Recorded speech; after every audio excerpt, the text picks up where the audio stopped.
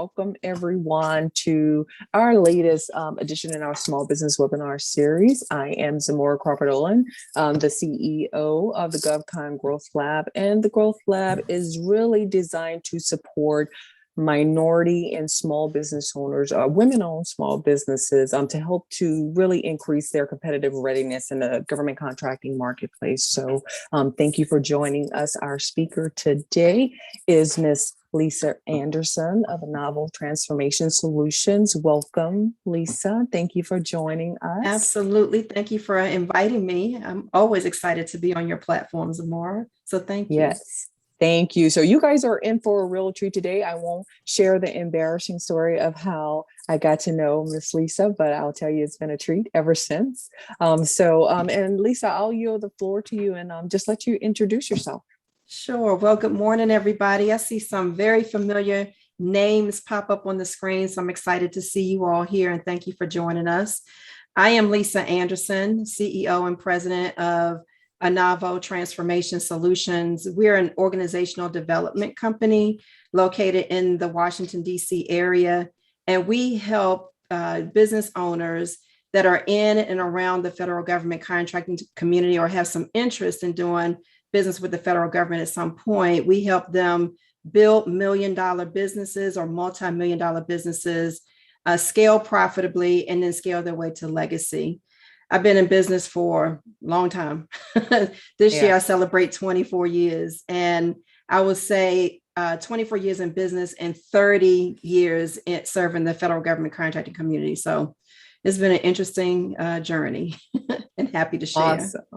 Awesome. Well, we are happy to receive this morning. So if y'all didn't have your breakfast, so we're about to feast off of all this knowledge that she's going to give us. So now, things have changed really in the federal marketplace. I have my own opinions, and I really think that it's really getting harder and harder for small businesses to compete in this space. So, in your opinion, what are some of the biggest challenges small businesses are facing in this current time? Sure. Well, I think overall, we have to understand that doing business with the federal government is a long game. It's not a short game. So you have to be in it to win it, right? You have to be in it to establish long-term connections, to establish long-term opportunities. I mean, you really have to be in that game, and you have to be in it to build strong infrastructures to support the opportunities that are going to come out, that will rise out of the federal government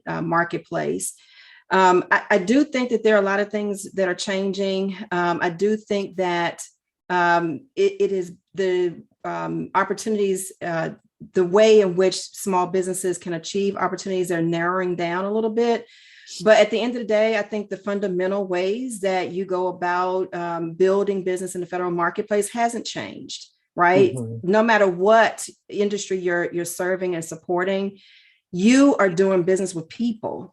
Right. And so no matter how the market changes, no matter how many large contract opportunities are put out there, no matter how many hoops you have to jump through to obtain contracts, you have to establish a relationship.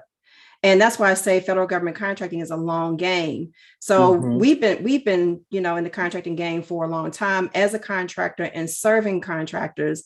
And when I look at the successes that we've had over 24 years, I mean, I've seen lots of markets change. I've seen the market change in a lot of different ways over 24 years. We talked about sequestration that happened in 2013. 2013, 2014. Yeah. And then we had the really big, long shutdown that happened a couple of years ago. Now the pandemic. And then we had the bottom drop out of the market back in 2008. And every one of these situations created a change and a shift in the way in which the government does business and the way in which they identify resources and bring them in. And so everybody's had to pivot and shift and change to, be able to do business under those new environments. But one thing that hasn't changed in all of those instances is the fact that you just have to build relationships. You got to get out there and start meeting people. They matter. And it's like, I meet so many small business owners that they are afraid, right? They're Mhm. scared to kind of get out there. And one question that I've heard from several people in the last couple of weeks is, why would they choose us? So for the small business owner that's just getting started, and you mentioned also about infrastructure. Um, Mhm. how can they build themselves up in a way to be attractive where someone would want to team with them, or either a small business specialist will look at them and say, you know what, yeah, you have the right stuff, our agency would love to have you on board. How Mhm. do they get to that point? And you know yeah, Well, they got to do the hard work, the right? hard work. You The mean we got to eat hard our work. vegetables, we can't just eat the chocolate cake? Right. I mean, yeah, you can have the chocolate cake, but we have to get all the ingredients and mix it all up. And so really it starts with strategy. You have to know who you're targeting. The federal government buys a whole lot of stuff. In fact, it buys practically everything. But it doesn't necessarily mean that every agency or every component of an agency will buy what you're selling. So you got to do your homework. You have to know who you're targeting. And then from there, you want to make certain that you are, again, establishing those relationships. You have to know who's doing business with those organizations that you're targeting. And then the fastest pathway to cash is to start doing some subcontracting work, to start building your portfolio of past performance by teaming and partnering with other organizations who already have those relationships, who already have those contracts, so that you can start to build a name for yourself. And then I think also just understand what your unique proposition is. Every single business has something that is unique about them. The way that you approach business, the way that you approach problems, the way that you assess situations is very different from the next business, because the way you think is different than the way that the next person thinks as well. And so don't try to mimic what other Mhm. organizations are doing, but instead build your own pathway, build your own uniqueness, and stand strong and solid in that. I happen to have a client that's on the call today, and we've been talking about that for the last several months. And she's been knocking it out the park. Let me just tell you, this year, she's Awesome. been doing some doggone good things and connecting with the federal government space. Yeah. And she's identified her unique value propositions and has been able to capture opportunities. So I think the other thing too is, don't go initially for the really big contract opportunities that are out there. There are small opportunities that will lead you to larger opportunities. That's how I did it when I was Yeah. doing contracting. We did really small purchase order projects with the Department of Health and Human Services that eventually grew into larger, or turned into larger opportunities that gave us the past performance to be able to then go and compete against other companies on some of the other larger opportunities as well. So don't be afraid to go after the small deals to build up that past performance and to build those relationships. So you said a couple of things that kind of resonated with me just now. Your client got help, right? And so sometimes we are afraid to go out and ask for help. And I think that's the biggest thing, or one of the biggest components that's missing, and why companies kind of stall out and they are unable to grow, because they don't have the right capabilities within their Mhm. organization. So if you don't know, then don't be afraid to reach out and get that help. And sometimes, they'll say, well, they really can't afford it, but it's like you have to make that investment back into your business to get the help, because if not, you'll be bumping your head up against a wall for years, because the federal contracting marketplace is so different, and then it's always Mhm. changing at the same time. So even people like yourself, I'm sure, that have been doing this for a while, you're still learning. There's still stuff out there. So it's like you can either get the help or you can start, from scratch. And it's just going to be a whole bunch of trial and error. And you say, don't be afraid to start small.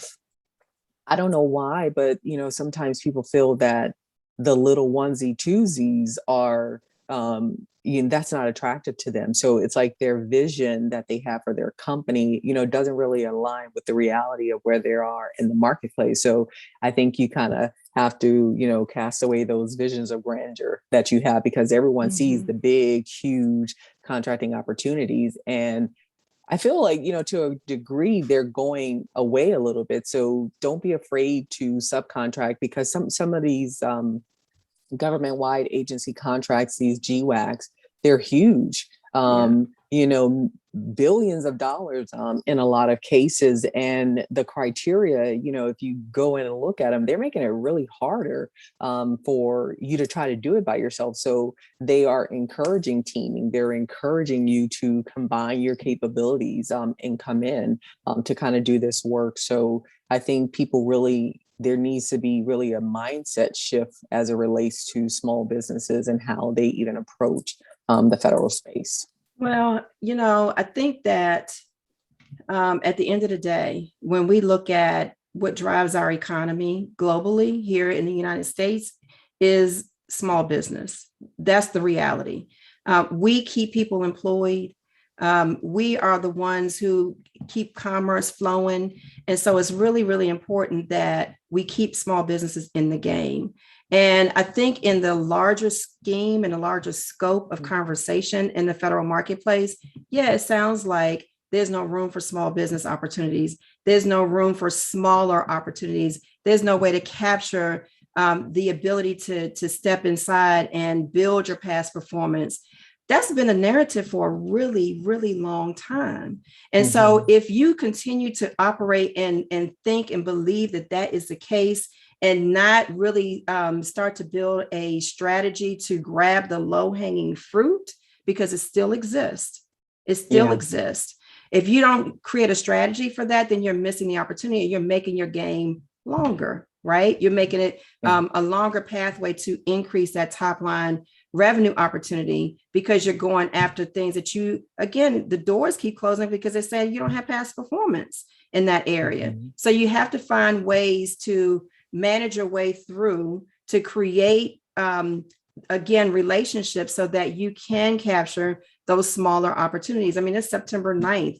This is what they call buying season, right? This is when we go into this frenzy where organizations are trying to spend residual dollars that they don't want to relieve. And they still have a need to get certain things done, even though we're at the end of a fiscal year. And guess who can capitalize on those opportunities?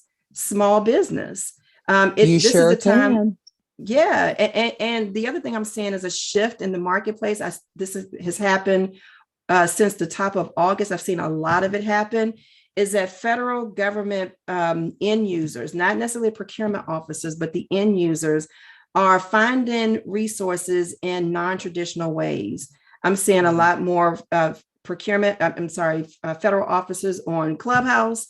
I'm seeing them on LinkedIn. I'm seeing them on social media to have conversations, sidebar with organizations, and they're inviting them in to pitch where there's very limited competition, because I just reached out to you directly, and contracts are being obtained that way. And that has happened since August. I've seen a lot of that happening. I've had a couple of clients who have captured opportunities as a result of just being visible in social media and being responsive. And especially if you have those social economic certifications that allow for them to do a direct award, that's being a certified woman-owned small business, certified veteran-owned small business. And really, sometimes you can self-certify as a service disabled vet, and they're able to make those direct awards, also 8A hub zone. So, and I think, but it's about like you said, making yourself visible, and then the relationship, because I always feel like your small business person should know you. They should see you coming. Hey, how you doing? So, but it's hard to do that, of course, as I always say too, when you're trying to date everybody in every agency. Like, so when you said you started out at HHS, you weren't trying to be everything to everyone, although you probably could sell your services in different places. You were focused. And I think that's, we need to kind of continue to preach that message to reel it in a bit, because sometimes there is no strategy. People are just responding. It's an ad hoc approach to government contracting. So they're just going out there, just bidding on whatever. And it's like throwing spaghetti up against the wall, seeing whatever would stick. And sometimes it happens for some people. So you have some success stories, but that's not the norm. And so, people continue to, feel jaded at the end of the day. And so you also said something about it being buying season. So those micro purchases, those credit card swipes, we have to be ready to take those, because if someone picks up the phone and say, hey, we have this small opportunity for you, agencies, they're doing that within a decentralized purchasing organization, which most of the federal government agencies are. For you have offices, everything's not going to the contract office. So, up to a certain amount, they're able to do that. And so companies have to be ready to take those credit cards. Yeah. You said something earlier about your small business specialist should know you. And that's exactly what happened with us. Is our small business specialist knew us. I met her by chance at a vending opportunity. I was a vendor looking for small businesses to do business with in the government space, and an agency was in the booth next to me, and we had a chance to just have off the cuff conversation. And she remembered what we did, and she reached out to me, and we stayed in contact throughout the years, and she sent so many opportunities our way.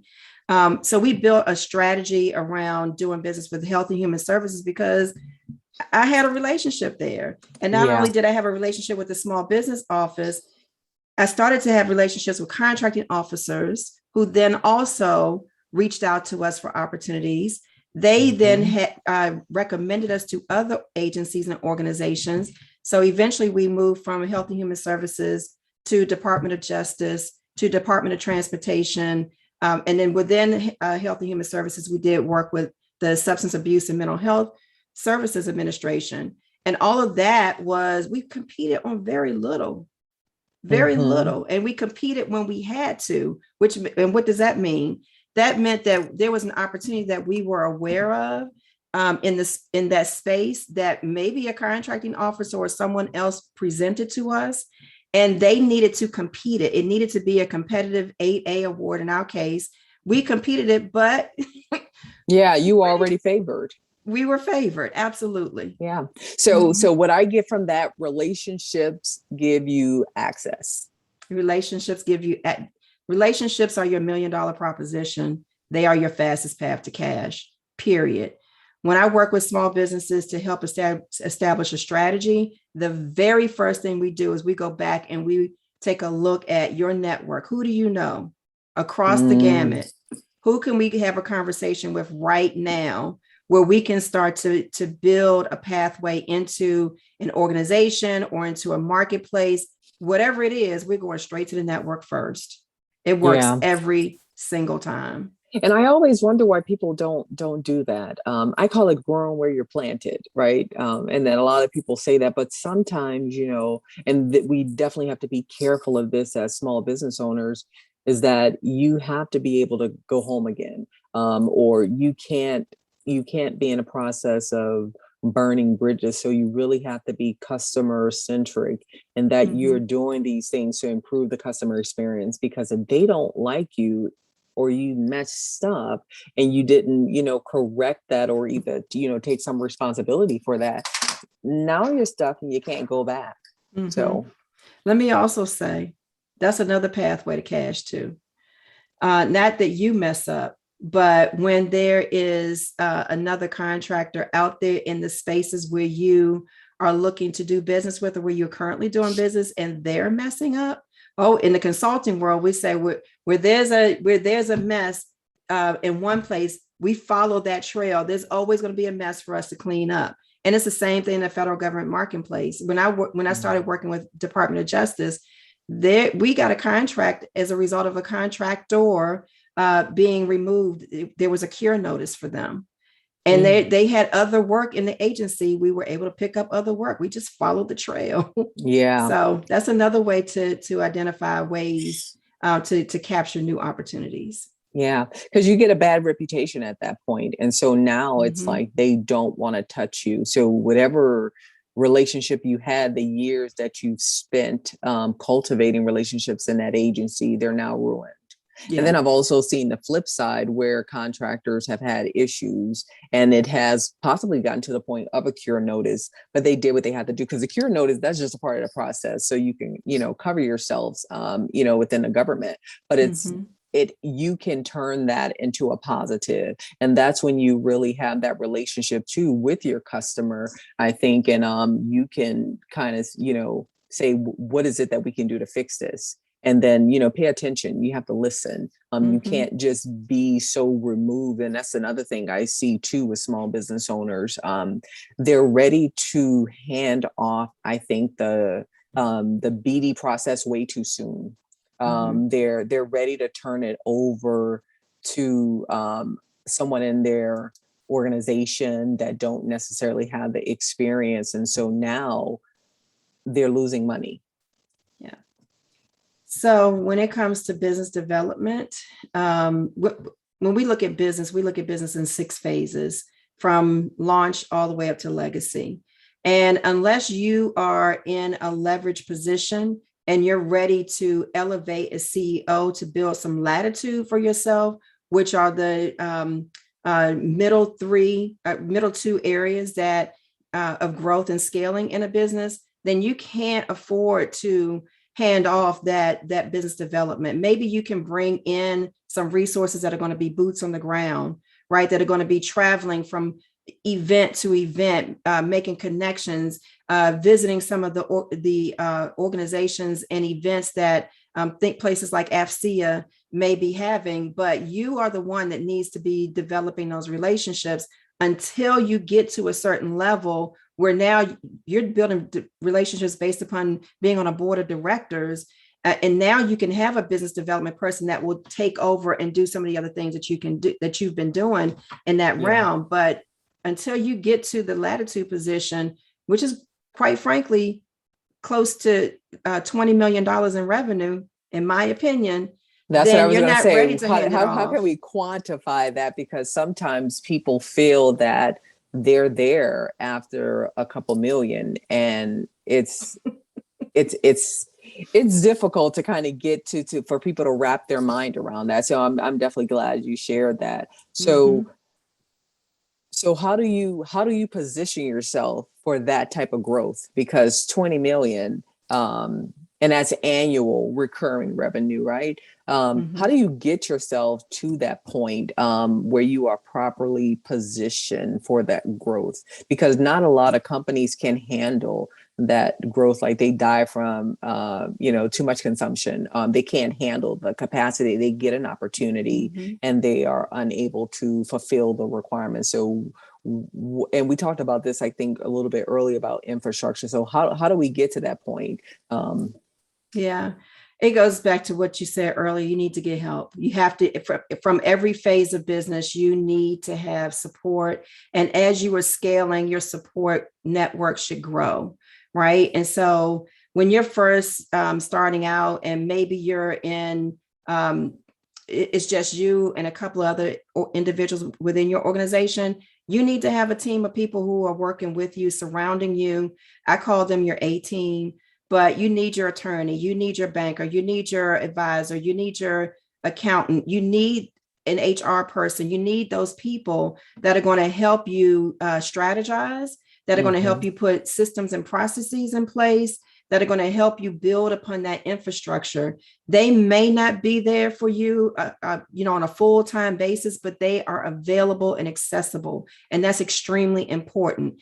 And then you want to make certain that you are bringing those individuals to the table as you are looking at opportunities, as you are considering bringing on certain assets, like, you may be pursuing some of these large GWACs that you may want to get on board with. That's going to require that you start to build a bench of resources, and your A team can help you start building that bench. And then from there, it's your budget. Your budget is absolutely important. You cannot scale, you cannot build infrastructure properly and profitably if you are not budgeting for it. That budget is going to help you make certain you understand when you can do certain things. It will help you understand what you should be doing. But most importantly, it's going to help you price out those deals in the most effective way so that you are building that profitability that gives you the remuneration to be able to invest in some additional areas of your infrastructure. So that's just kind of the base area. But so that budget piece, and you correct me if I'm wrong or educate me, I guess, in this area. Sometimes I've seen some people have a CFO, some people have an accountant, and some people just have a bookkeeper. What's the right skill set that we need to be looking for as small business owners, especially as it relates to budget? Because I've seen people lose on price and other things, or they just like you said, poor budgeting. They can't mobilize or ramp up to start a project. So what should we be looking for? I think the key to all of it is making certain that you are surrounding yourself with resources that understand the market, period. They have to be extremely familiar with the rules and regulations, the requirements, everything that goes along with government contracting. Your tax accountant has to understand it. If you're hiring a bookkeeper, the bookkeeper has to understand that in this government contracting space, we have to manage in a full job costing environment. Otherwise, we can't price effectively. We can't win. We can't have our system certified. So I think the key is to make certain that the resources that you bring in understand the industry and the marketplace, and then also preferably the agencies that you're targeting. Yeah. Awesome. So, and if you guys have questions while we're going through all this, feel free to put your questions in the chat, and I'm just going to pick her brain a little bit longer, and I'm open up the floor to go to her for questions. I love everybody to pick my brain. Please do. Yeah, no, because you're such a wealth of information, and you put it in a way where it is so easy for someone to understand. And I think, when we're in government contracting, sometimes we're not telling the right message, because we still need these basic business 101, this type of information to grow our business. So it's not just about, see a RFP, issue a proposal, and then now you're in the government contracting business. Like, you really need to really work to build your business. Yeah. So now I want to shift the conversation a little bit to talking about the micro small business, the one person that's sitting at their kitchen table, or they may have a home office. We're progressive now in this pandemic environment, but it's just them. And so this person is trying to do it all, and they're kind of trapped in that cycle. How do you get out of that? As a small business owner, and that could be whether you're in the government contracting space or the commercial space. So how do you get out of that and begin? Because sometimes too, it's a trust issue. They feel like they have to do it all themselves. They have to learn it all, and it probably piggybacks on some of the things that you've already mentioned. But what are your thoughts on that? So we internally, we follow a small business growth framework. And essentially what that means is you live as the owner, you live at the heart and center of your business. No matter what happens, no matter what you're thinking, no matter what decisions you're making or not making, you have a huge impact on the success or failure of your business. And so what we try to do is we try to elevate those individuals, their mindset, to make certain that they're focusing in on 4 key areas. I said, if you're looking to be CEO of the organization, there are 4 key things you need to be focused in on. That's your mission, your marketing, your money, and your management. Those are the 4 things that you want to be constantly focused on and revisiting throughout the course of every single year. Your mission is not something that you put on the wall and it stays there for 20 years and you never go back and revisit it. You have to go back and revisit every single year. So when you start to look at those 4 key areas and you start to build strategies around the growth of your business, Now you can find ways to elevate yourself. You can find ways to increase your capacity by bringing in some additional support. You can see where you need that support. So just as an example, there's one client that we've been working with since about 2016. And when we started working with her, she was by herself. She was one person. She was a consultant. She had one customer. She worked for a large prime contractor. She did a lot of the proposal functions for that organization. Today, she has 75 employees, and she just achieved her second listing or ranking on the Inc. 5000, and she's going to close out this year at 10 million. So over the course of that 5-year period, that's what we've been doing, is working on ways in which to elevate her. One of the things that we made certain of, and we make certain of with every organization, is that you're not trying to chase and tackle too many things.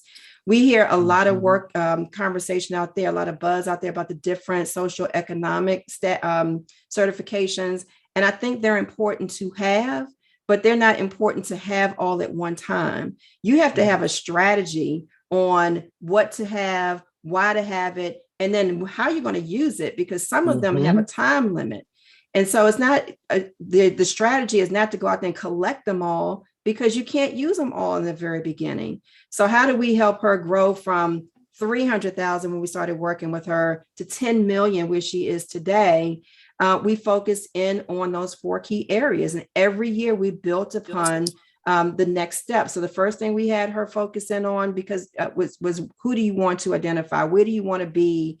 Who do you really want to work with? And then we started to research those agencies and those organizations, and understood that for her, the best thing to pursue was an 8A. So she pursued her 8A, and we immediately put a leverage strategy in place. She leveraged her 8A, and then we said, let's deepen the relationship with that organization. Before you start going after all these other things, GSA schedule and 8A stars and all this other stuff that's out there, no, let's penetrate that market. Let's build the relationship with that agency. Let's get to know that contracting officer really, really well. Yes. And she's done a great job of building out, work within that agency, within that organization. So today she's got GSA schedule. She's got a lot of work on the GSA schedule. They were just awarded a component. I think it was a component on 8A stars. And then she also has now her ISO certification, but we didn't do all that. We started to build upon that. And then with every area, every layer, every step that she took in her growth, we determined what type of infrastructure needs she was going to have. She was going to need to put in place. And then what did the budget determine from that? And then how do you price out the deals as a result of bringing that infrastructure on board? So that's how we did it. And that's how you do it from solopreneur to CEO.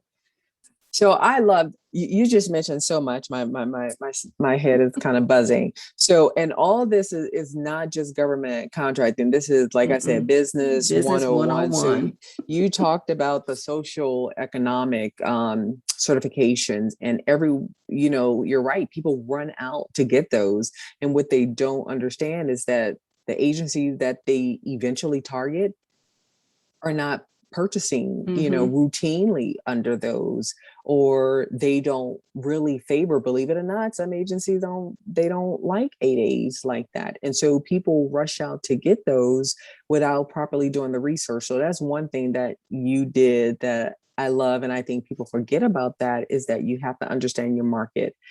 Before you choose a customer, what does the competitive landscape look like? And then you guys zeroed in on that. And that's the one thing that you guys definitely have to take the time to do as small business owners, is understand the market, collect that competitive intel, and then use whatever you collect to make the best decision for your company. And then you said something about you guys will constantly go back and look every time she did. So that's the whole build, measure, learn. This is what we did. Now let's look at it.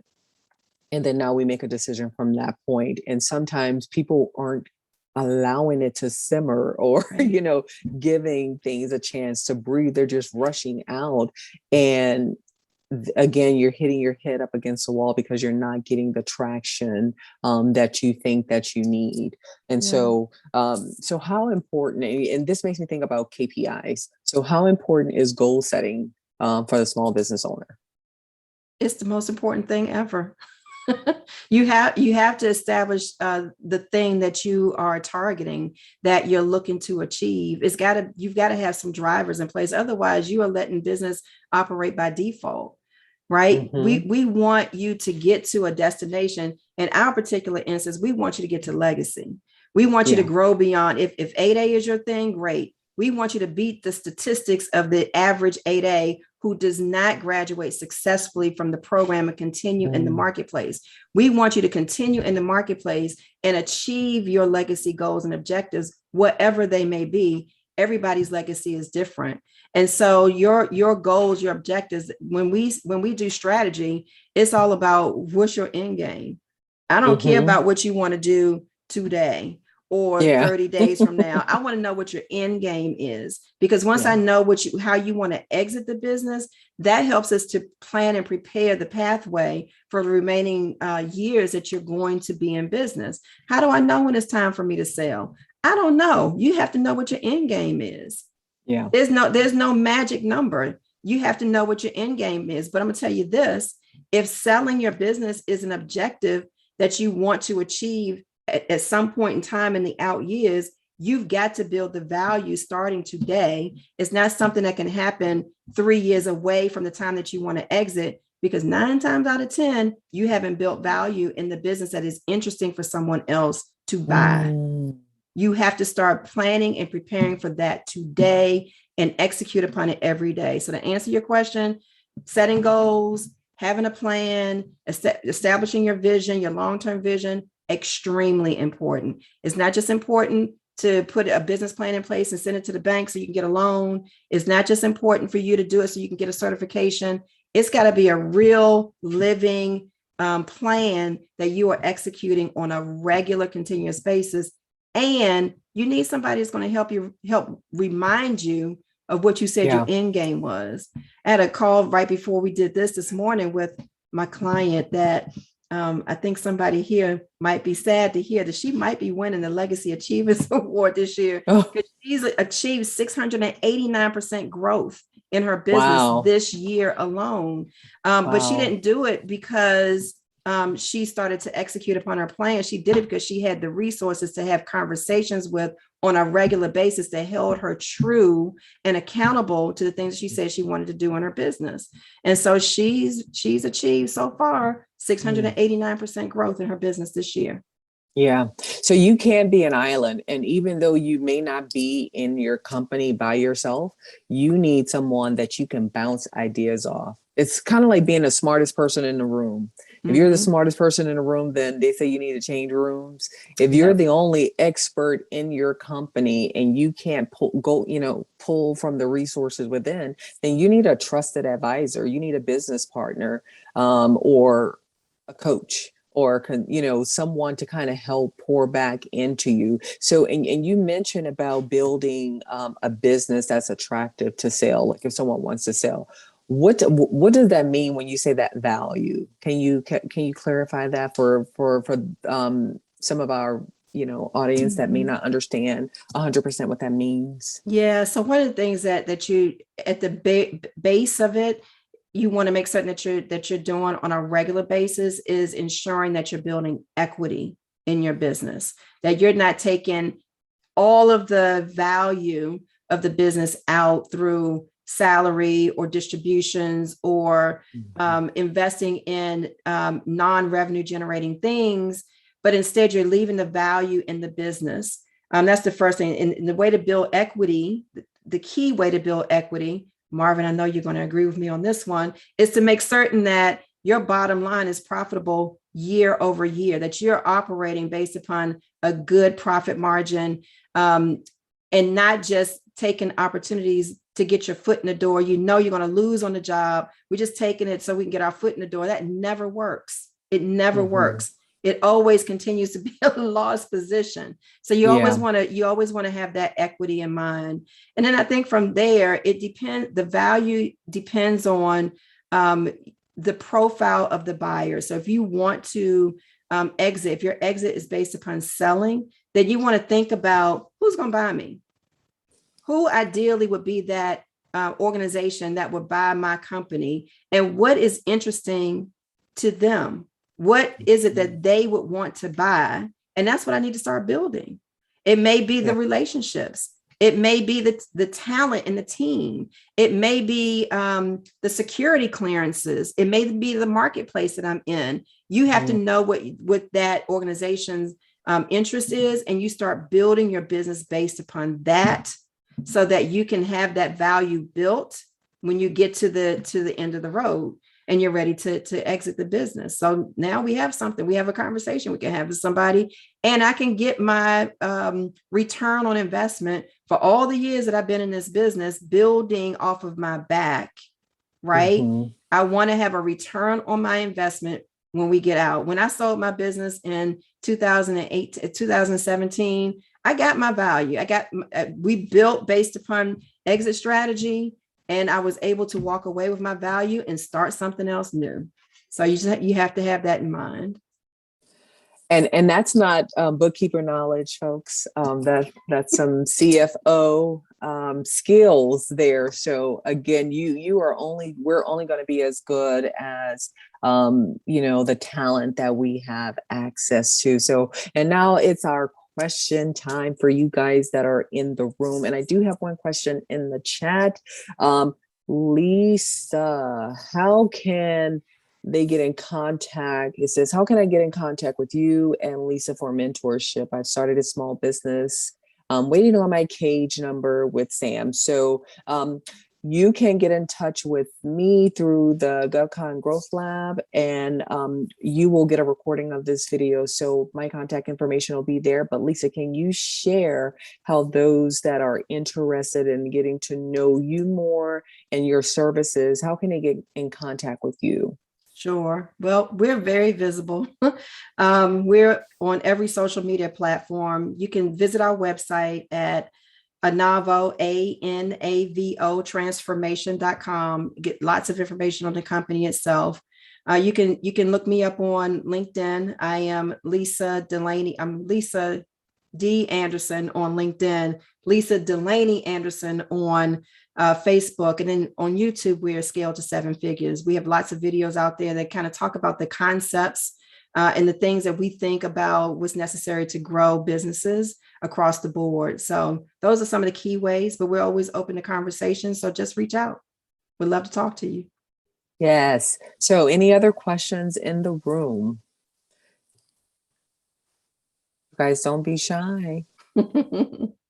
She won't have access to this. And also, if you have not purchased your copy of Beyond the Plateau, and I'll tell you what I like about this book, quick plug, because it's kind of like a workbook. So if you don't have access to someone, or you may be embarrassed to kind of share what's going on in your business, or you're one of them people that, you want to kind of keep it to yourself, it allows you to kind of write it out.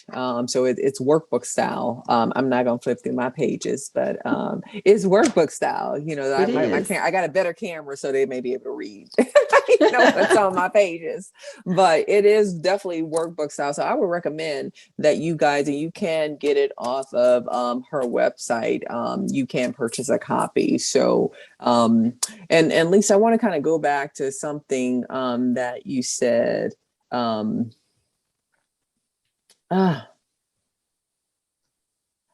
You were just saying something. I lost my train of thought, but you made me think about, building the company, or building something to scale, so it could be sold. And I know one of the things that's attractive to you were saying, security clearances, things of that nature. How I wanted to know, for me, how does that all transfer over?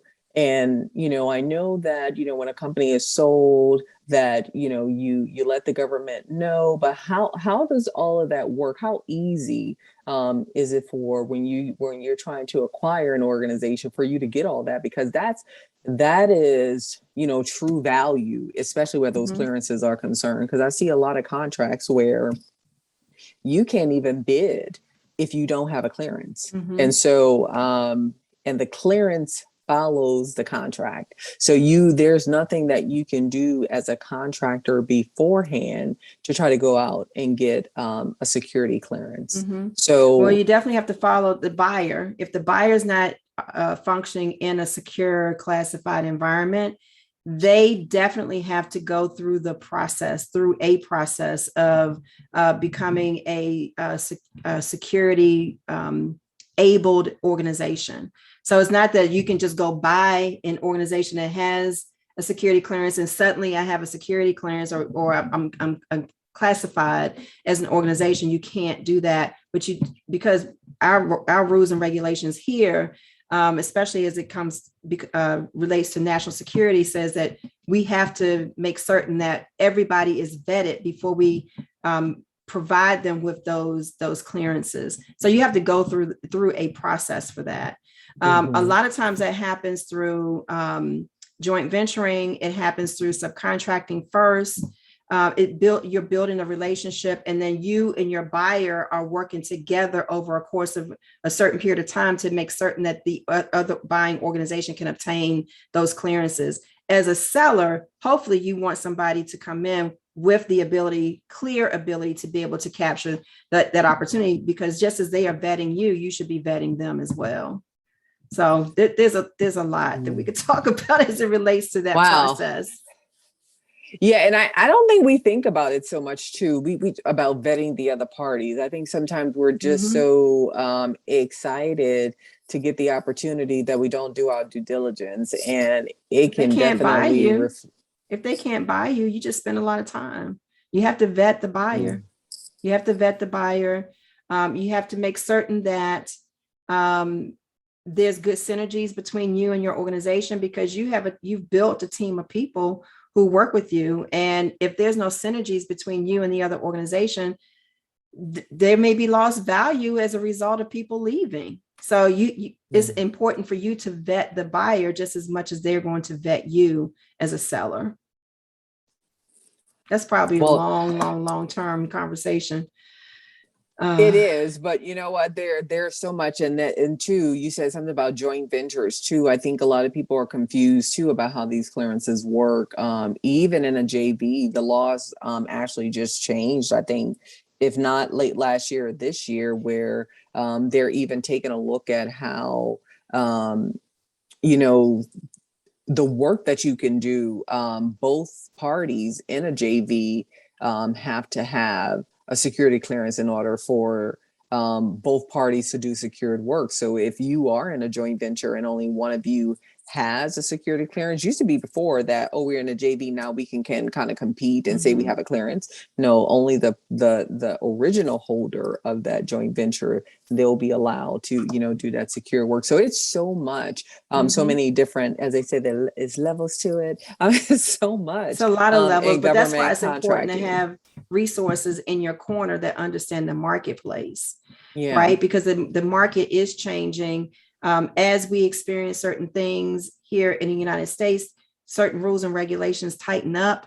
And so it's a game that shifts, and you need to have resources on board that can help you manage through that process, and then also help you understand how you can maneuver through to achieve your overall strategic objectives. They have to know the marketplace. So. Well, guys, Zamora, she knows it.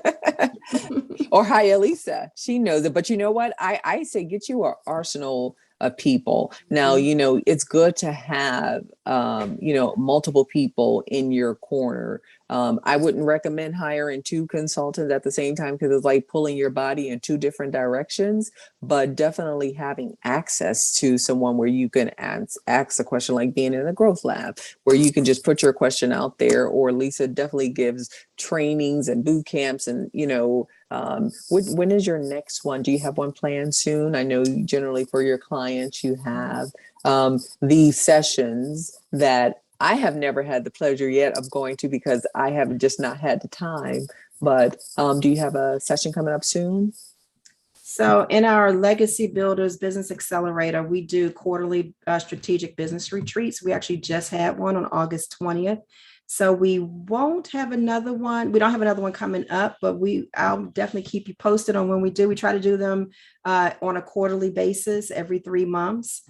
And we focus in on those 4 key areas. So every season, we're focused in on something specific. If we've done the things right throughout the course of the year, by the time we come into a certain season, we should be ready to do the next thing. And this last season, we were preparing to increase capacity and look at building out our teams. So we did a lot of strategy around management. Our next one is going to be building next year's mission, building the strategic plan for 2022. Awesome. Well, Lisa, I definitely appreciated everything that you've given us this morning. And again, if you guys missed anything, this is being recorded, so you will get the playback. And before we leave, Lisa, again, tell us one more time how we can get in contact with you. Sure. So I invite you to take a look at our website. It's Anavo, ANAVO, transformation.com. You can connect with me directly on LinkedIn. I do respond to messages on a regular basis throughout the course of the day. And I'm Lisa D. Anderson on LinkedIn. And then also check out our YouTube page, which is Scale to 7 Figures. Lots of information out there regarding our way of thinking as it relates to business and how to scale and grow. Thank you. Thank you so much, Lisa. You guys enjoy your day. And we'll see you next month for our next webinar. Thank you. Good to see Bye, everybody. Thank you, Zamora. You're welcome. Bye-bye.